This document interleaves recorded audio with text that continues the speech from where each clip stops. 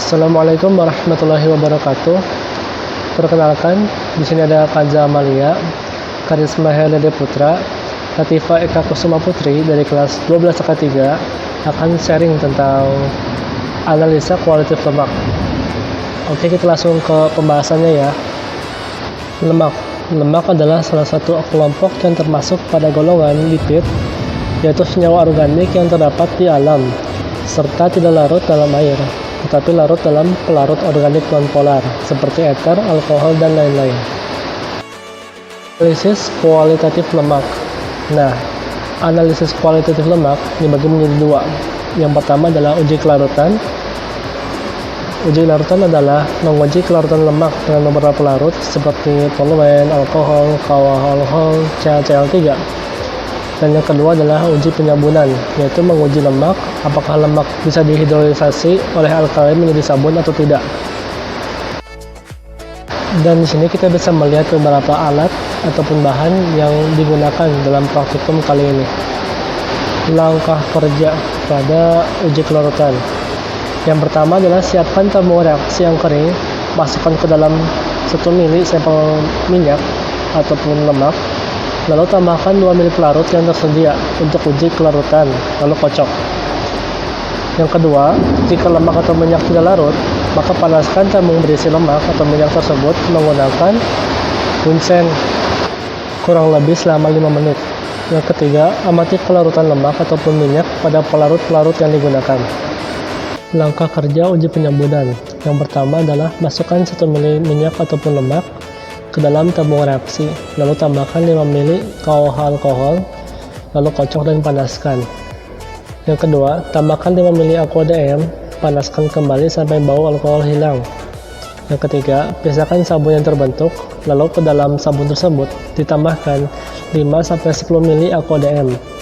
Yang keempat, kocok campuran dengan kuat, lalu hitung waktu lamanya ketahanan busa sabun. Nah, di sini ada tabel data pengamatan analisis uji kelarutan lemak ataupun lipid. Dan ini adalah contoh reaksi yang ada dalam uji kelarutan lemak. Dan ini adalah contoh foto dari hasil praktikum uji kelarutan lemak. Dan ini adalah tabel data pengamatan analisis uji penyabunan lemak. Dan ini adalah contoh reaksi yang ada dalam uji penyabunan lemak. Pembahasan. Yang pertama adalah lemak larut dalam pelarut nonpolar karena sifat lemak yang nonpolar. Kedua adalah lemak sedikit larut dalam alkohol, tapi pada saat dipanaskan lemak larut dalam alkohol. Yang ketiga, HCl dan aqua DM tidak dapat melarutkan lemak dikarenakan sifat HCl dan air yang memiliki momen dipol yang besar sehingga dia cenderung bersifat polar. Yang keempat adalah air ada di bawah lemak dikarenakan berat jenis air lebih besar dibandingkan berat jenis lemak ataupun minyak. Kesimpulan, setelah kami melakukan uji kualitatif lipid yang bertujuan untuk menguji kelarutan lemak pada beberapa pelarut dan uji penyabunan, dapat disimpulkan dari data pengamatan bahwa yang pertama adalah pada hasil pengamatan menunjukkan bahwa semua sampel yang dilarutkan dalam pelarut Aquades tidak ada yang larut. Lipid tidak bisa larut dalam air karena air memiliki sifat yang polar. Yang kedua adalah pada pelarut alkohol tidak ada yang larut. Di dalam referensi disebutkan bahwa minyak dan lemak hanya sedikit yang larut dalam alkohol, terutama minyak dengan berat molekul rendah karena alkohol merupakan pelarut yang semi. Berikut video praktikum kualitatif lemak.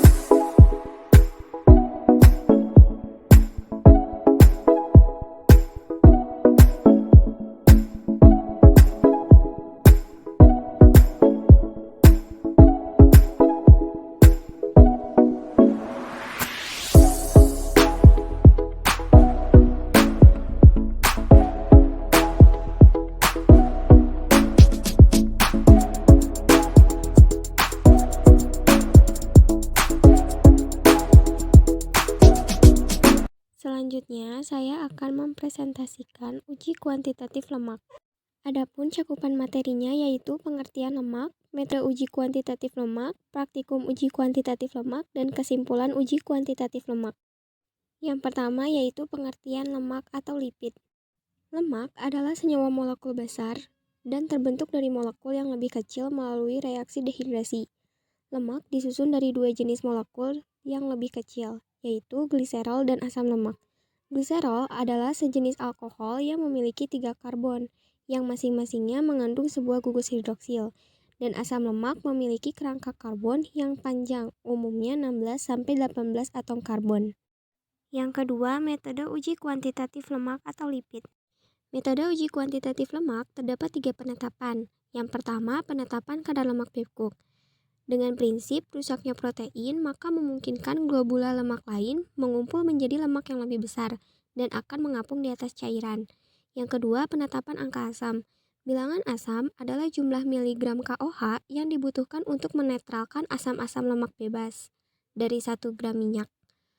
Yang ketiga, penetapan angka iodium. Bilangan iodin adalah massa iodin dalam gram yang terserap pada 100 gram suatu zat kimia pada kondisi pengujian yang digunakan. Yang ketiga, praktikum uji kuantitatif lemak. Praktikum yang pertama yaitu penetapan kadar lemak metode Babcock. Adapun alat dan bahan yang digunakan. Yang pertama, botol Babcock, neraca analitik, gelas kimia 100 ml, gelas ukur 25 ml, pipet tetes, sentrifugasi, kasa asbes, kaki 3, dan bunsen. Serta bahan yang digunakan yaitu sampel susu murni, asam sulfat pekat 95%, dan aqua DM panas. Berikut prosedur yang kami gunakan. Yang pertama, timbang 18 gram sampel susu murni dalam botol Babcock, lalu tambahkan ke dalamnya tetes demi tetes kurang lebih 17,5 ml asam sulfat pekat. Kemudian, kocok hingga gumpalan susu tercampur semua. Sentrifuge botol Babcock selama 10-15 menit. Tambahkan air panas sampai larutan dalam botol Babcock naik hingga leher botol Babcock. Sentrifuge selama 5 menit. Kemudian tambahkan lagi air panas hingga lemak cair terletak dalam kolom pada leher botol Babcock yang berskala. Lalu sentrifuge sekali lagi. Masukkan botol Babcock ke dalam air hangat selama 3 menit atau lebih. Keringkan botol Babcock dan ukur kolom lemak dari bawah sampai meniskus atau dengan batas pengukuran kapiler atau lainnya. Kemudian kadar lemak dalam sampel dinyatakan dalam persen berat. Berikut tabel pengamatan pada penetapan kadar lemak metode Babcock. Pada penambahan kurang lebih 17,5 ml asam sulfat pekat, sampel berubah warna dari putih menjadi hitam. Setelah disentrifugasi 15 menit, lemak terpisah membentuk 2 fasa. Setelah sentrifugasi 5 menit dan ditambah air panas, lemak naik ke atas. Kemudian setelah disentrifugasi selama 5 menit, menaikkan lemak kembali. Dan di saat telah penambahan air panas, menaikkan lemak sampai skala. Berikut perhitungan penetapan kadar lemak metode Babcock. Dari hasil pengamatan didapat skala lemak 1,1 mili dan kadar lemak diperoleh sebesar 1,1%. Praktikum yang kedua yaitu penetapan angka asam. Adapun alat dan bahan yang kami gunakan, yang pertama yaitu labu Erlenmeyer 250 ml, kaca arloji, batang pengaduk, buret, corong, gelas kimia 400 ml, gelas ukur 50 ml, pipet tetes, botol semprot, klem dan statif. Serta bahan yang kami gunakan yaitu sampel minyak, etanol 95%, KOH standar kurang lebih 0,1 N, indikator amilum, dan yang terakhir yaitu aqua DM. Berikut prosedur yang kami gunakan. Yang pertama, timbang kurang lebih 5 gram lemak, lalu ke dalamnya tambahkan 50 ml etanol 95% netral, kemudian panaskan campuran dengan sistem reflux. Lalu dinginkan. Titrasi campuran dengan KOH standar kurang lebih 0,1 N terhadap indikator penoptalin. Kemudian hitung angka asamnya. Berikut reaksi pada penetapan angka asam. Dan berikut tabel titrasi penetapan angka asam. Berikut perhitungan penetapan angka asam. Pada titrasi pertama didapat angka asam sebesar 2,2749 angka. Dan pada titrasi yang kedua, angka asam diperoleh sebesar 2,2418 angka. Rata-rata penetapan angka asam diperoleh sebesar 2,25835 angka. Praktikum yang ketiga yaitu penetapan angka iodium. Adapun alat yang kami gunakan yaitu labu iod 250 ml, kaca arloji, batang pengaduk, buret, corong pendek, gelas kimia 400 ml, gelas ukur 10 ml, pipet tetes, botol semprot, klem dan statif, pipet ukur 10 ml, pipet seukuran 25 ml, dan yang terakhir yaitu tabung reaksi. Dan berikut bahan yang kami gunakan yaitu sampel minyak, CCl4, KBRO3 0,2N, KBR 30%, HCl4N, KI 15%, tiosulfat standar kurang lebih 0,1 N, indikator amilum, dan yang terakhir aqua DM. Berikut prosedur yang kami gunakan. Yang pertama, timbang kurang lebih 0,5 gram minyak, larutkan dalam 10 ml CCl4, kemudian tambahkan 25 ml KBRO3 0,2 N, lalu tambahkan pula 5 ml KBR 30%, dan tambahkan 7 ml HCl4N. Lalu simpan didiamkan selama 15 menit. Setelah didiamkan selama 15 menit, tambahkan 10 ml KI 15%. Kemudian dititrasi dengan tiosulfat kurang lebih 0,1 N terhadap indikator amilum. Lakukan blanko terhadap reaksi, kemudian hitung angka iodiumnya. Berikut reaksi pada penetapan angka iodium. Dan berikut tabel titrasi penetapan angka iodiumnya. Berikut perhitungan penetapan angka iodium. Pada titrasi pertama, angka iodium diperoleh sebesar 65,02 angka. Pada titrasi yang kedua, angka iodium diperoleh sebesar 65,85 angka. Dari hasil tersebut, rata-rata yang diperoleh sebesar 65,43 angka.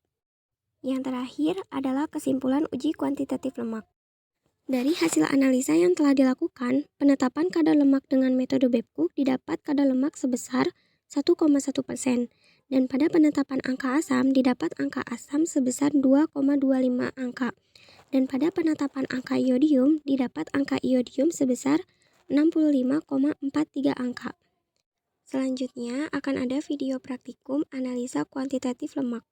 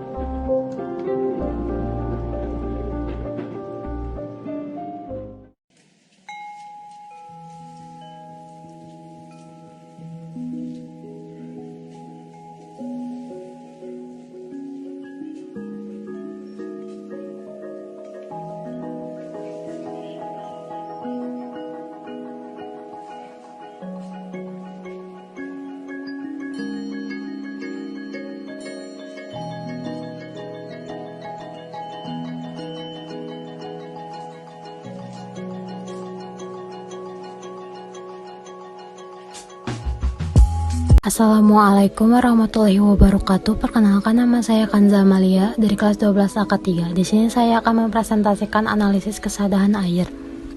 Yang pertama ada pengertian air. Air merupakan bagian dari ekosistem secara keseluruhan.